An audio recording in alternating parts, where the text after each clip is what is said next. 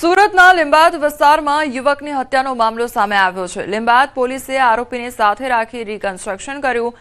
આરોપીને ઘટનાસ્થળે લઈ જઈ તપાસ કરવામાં આવી। ઘટનાનું વર્ણન કરાવી પ્રાયોગિક પુરાવા એકત્રિત કરવામાં આવ્યા। લીંબાદ પોલીસે એક સગીર સહિત 6 આરોપીઓની ધરપકડ કરી છે। 24 વર્ષીય યુવક પર ચપ્પુ વડે હુમલો કરવામાં આવ્યો હતો। 5 વર્ષ અગાઉ મૃતક અને એક આરોપી જેલમાં હતા તો જેલમાં મૃતક અને આરોપી વચ્ચે અથડામણ થઈ હતી। અથડામણનો બદલો લેવા માટે મૃતકે આરોપીના ઘર ઉપર હુમલો કર્યો હતો।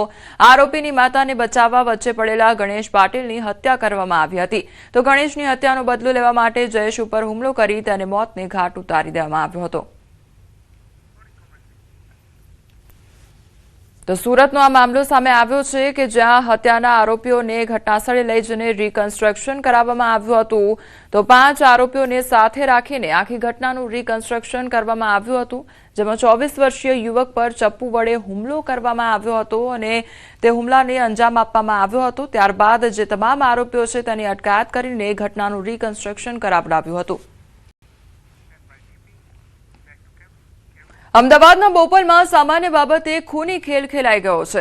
જમવા જેવી સામાન્ય બાબતે એક માસિયાઈ ભાઈએ પોતાના ભાઈની હત્યા કરી દેતા ચકચાર મચી જવા પામી છે।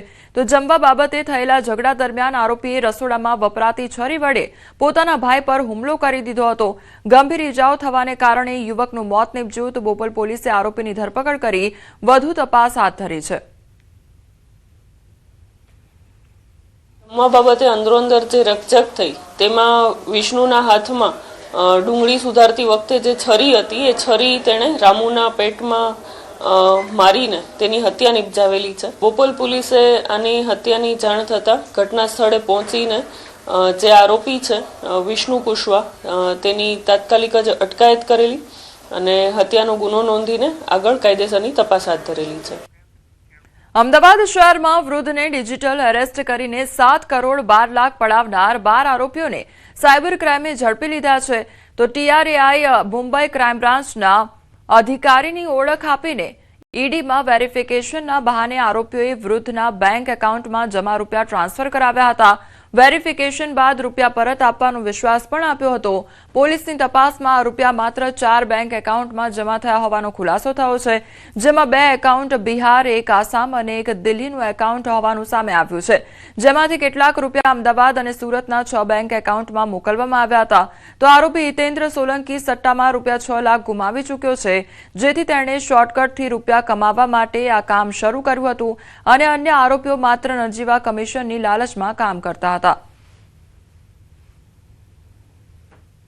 અમદાવાદ ખાતે એક સિનિયર સિટીઝન છે 83 વર્ષના રિટાયર્ડ પ્રોફેસર છે એમની સાથે એક ડિજિટલ અરેસ્ટનો બનાવ બનેલો હતો જેમાં એમને પ્રથમ એક નોર્મલ કોલ આવેલો હતો અને કોઈએ પોતાને ટ્રાઈના અધિકારી તરીકે ઓળખ આપી હતી અને જણાવ્યું હતું કે આપના મોબાઈલ નંબરથી કોઈ સેલિબ્રિટીને પોર્નોગ્રાફિક વિડીયો સેન્ડ કરવામાં આવેલા છે જેની FIR મુંબઈ ક્રાઇમ બ્રાન્ચ ખાતે થયેલી છે। એવું કહીને પછી ડરાવીને એ જે સિનિયર સિટીઝન છે એમને વિડીયો કોલ કરવામાં આવ્યો હતો। ત્યાં વિડીયો કોલમાં પોલીસ અધિકારી બનીને ત્યારબાદ સુપ્રીમ કોર્ટના જસ્ટિસ બનીને અને ઈડીના અધિકારી બનીને અલગ અલગ લોકોએ એક સેટઅપ સેટ કરીને વાત કરેલી હતી। આમાં જે વોટ્સએપ નંબરથી જે કોલ કરવામાં આવે તો એ વોટ્સએપ નંબરની જે અમારી ટીમે ઇન્વેસ્ટિગેટ કરી એ બધા કંબોડિયાથી યુઝ થયેલા છે। એટલે જે સેટઅપ આખું જે ડિજિટલ અરેસ્ટનું ચાલતું હતું એ કંબોડિયાથી ચાલતું હતું। રાજ્ય સરકારની ડ્રગ્સ વિરોધી મુહિમ વચ્ચે સ્પેશિયલ કોર્ટનો વર્ષની શરૂઆતમાં જ અગત્યનો ચુકાદો સંભળાવવામાં આવ્યો છે। અમદાવાદના સરખેજ ફતેવાડી વિસ્તારમાં MD ડ્રગ્સનું વેચાણ કરતી મહિલા અને 3 આરોપીઓને દોષિત ઠેરવી સખત કેદ અને દંડની સજાનું એલાન કરવામાં આવ્યું છે। SOG ક્રાઇમે વર્ષ 2023માં 69.670 ગ્રામ MD ડ્રગ્સ પકડી મહિલા આરોપી સબાના બાનુ મિર્ઝા અને જાવેદ ખાન ઉર્ફે બાબા બલોચ, વસીમ અહેમદ શેખ વિરુદ્ધ નોંધ્યો હતો ગુનો। તો ફતેવાડી વિસ્તારમાં MD ડ્રગ્સની છૂટક પડીકી બનાવી વેચાણ કરવામાં આવતું હતું। પુરાવાના આધારે ત્રણેય આરોપીઓ વિરુદ્ધ કેસ પુરવાર થતા ત્રણેય આરોપીઓને એમાં આરોપી નંબર 1 જાવેદ ખાનને 10 વર્ષની સખત કેદની સજા તેમજ 2 લાખ રૂપિયા દંડ, આરોપી નંબર 2 વસીમ અહેમદને 5 વર્ષ સખત કેદની સજા તેમજ 1 લાખ રૂપિયા દંડ તેમજ આરોપી નંબર 3 સબાના બાનુને 5 વર્ષ સખત કેદની સજા અને 1 લાખ રૂપિયા દંડ કરેલ છે। જૂનાગઢના ઓમનગર વિસ્તારમાં બિસ્માર રસ્તાની સમસ્યાને લઈને મહિલાઓએ હોબાળો મચાવ્યો હતો. બિસ્માર રસ્તાથી ત્રસ્ત મહિલાઓ મહાનગરપાલિકા કચેરીએ પહોંચી અને ડેપ્યુટી કમિશનરને ઉગ્ર રજૂઆત કરી હતી. બાદમાં ડેપ્યુટી કમિશનરે 15 દિવસની અંદર રસ્તાના કામ શરૂ કરવાની લેખિત ખાતરી આપતા મામલો થાળે પડ્યો હતો. અને જો કે મહિલાઓએ સ્પષ્ટ ચીમકી આપી હતી કે જો નક્કી સમયમર્યાદામાં કામ નહીં થાય તો ઉગ્ર આંદોલન કરવામાં આવશે.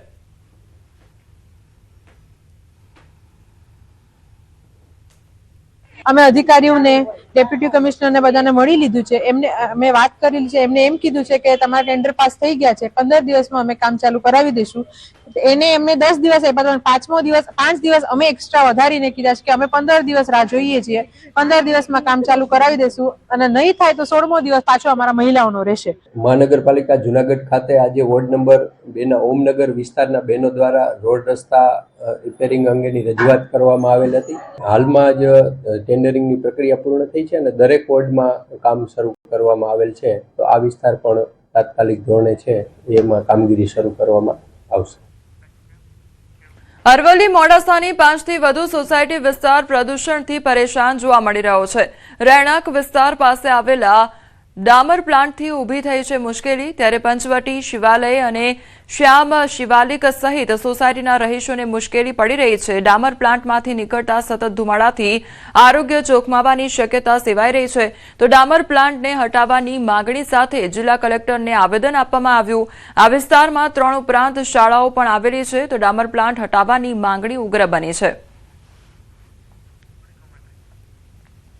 તો અરવલ્લી મોડાસાની આ ઘટના સામે આવી છે કે જેના ડામર પ્લાન્ટ આવેલો છે આસપાસ, તેના કારણે જે આસપાસના વિસ્તારમાં રહેનારા લોકો છે તેમને શ્વાસ લેવામાં પણ તકલીફ પડી રહી છે. બીજી તરફ પોતાનું સ્વાસ્થ્ય જોખમાય તે પ્રકારની પણ આશંકા સેવાઈ રહી છે, જેના કારણે તે લોકો દ્વારા રજૂઆત કરવામાં આવી છે. દિલ્હીમાં જે રીતનું પ્રદૂષણ છે એ રીતનું પ્રદૂષણ અમારે રોજ સવાર સાંજ લેવું પડે છે. સવારે ઉઠી અને બહાર નીકળીએ તો શ્વાસ લેવામાં પણ તકલીફ પડે છે. આ સિવાય એનું જે ચામડીની ઇફેક્ટ, ચામડીના રોગો પણ એના કારણે ખૂબ વધી ગયા છે. અહીંયા અમારો જે ડામર પ્લાન્ટ છે તે રહેણાંક વિસ્તારમાંથી ખસેડી અને અન્ય રહેણાંક વિસ્તાર ના હોય ત્યાં પ્લાન્ટ અહીંથી ખસેડવામાં આવે, જેથી ભવિષ્યમાં અસાધ્ય રોગો જેવા કેન્સર અને ગંભીર બીમારીઓ ભવિષ્યમાં ફાટી ના નીકળે. સુરતના અડાજણ વિસ્તારમાં 75 વર્ષીય એક વૃદ્ધ માટે પોલીસ સાચા અર્થમાં દેવદૂત સાબિત થઈ છે. પોતાની દીકરીના લગ્ન માટે જીવનભરની મૂડી સમાન 10 તોલા સોનાના ઘરેણા રસ્તામાં ક્યાંક પડી જતા વૃદ્ધે પોતાનું સર્વસ્વ લૂંટાઈ ગયાની લાચારી અનુભવી હતી. જો કે અડાજણ પોલીસે આ મામલે ત્વરિત કાર્યવાહી હાથ ધરી અંદાજે 40 જેટલા સીસીટીવી કેમેરા ફૂટેજ તપાસ્યા હતા, જેમાં એક મહિલા આ ઘરેણા લઈ જતી નજરે પડી હતી. જે બાદ પોલીસે ગણતરીના સમયમાં જ મહિલાને શોધી કાઢી તેની પાસેથી તમામ ઘરેણા પરત મેળવ્યા હતા. ખોવાયેલા દાગીના પોલીસ દ્વારા પરત સોંપાતા વૃદ્ધની ખુશીનો પાર રહ્યો ન હતો અને તેમણે પોલીસની નિષ્ઠાનો આભાર પણ વ્યક્ત કર્યો હતો.